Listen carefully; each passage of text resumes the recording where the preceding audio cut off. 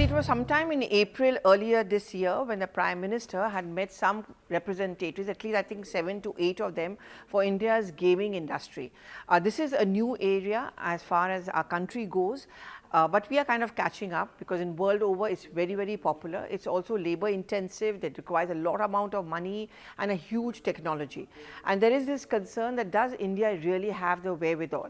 But what is interesting is that 19% growth as far as India's gaming industry is concerned has taken place. There are two important examples one can throw up. For example, one of those gaming industry games is that of Rage Effect, which has more than 1.20 lakh subscribers. There is another one which is Indus Royal, which is a kind of a royalty game, and it has more than 5 million subscribers as well.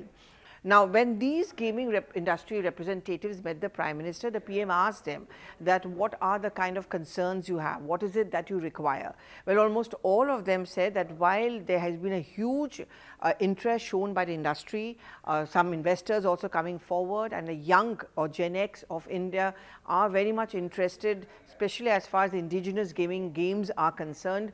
It requires a lot of funding. Getting investors is not an easy task because not many of them do even understand, and there is a high risk factor which is involved as far as the gaming industry is concerned. The Prime Minister, as we all know, and the government of course, has been trying to give lots of SOPs, lots of benefits to ensure that this is an industry which catches up in a country, and that how people are not dependent on global players, that Indians should actually go into the indigenous gaming industry. There has been, as I just pointed out, a 19% spurt as far as this particular industry is concerned.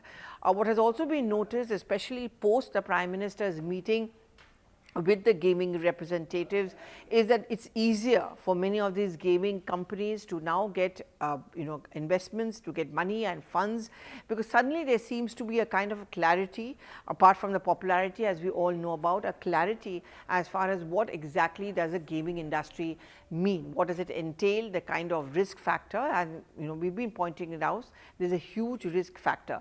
But this is also the growth in this industry, the fact that more and more entrepreneurs want to go into this particular department, into this field, also shows that confidence that they are having as far as this particular industry is concerned, the growth and the kind of benefits or support they say that they are getting in also from the government, from the finance ministry, with the Prime Minister himself having taken the lead. This becomes a very important benchmark when we use different barometers as far as India's growth engine is concerned. It's not just important to have a spurt as far as the conventional sectors are concerned. The benchmark of any country's growth and green shooting actually comes in from how much of enterprise you have, how much willingness you have to venture into new areas, and that is where this growth in India's gaming industry or video gaming industry is certainly seen as a huge leg up as far as India's economic growth story is concerned.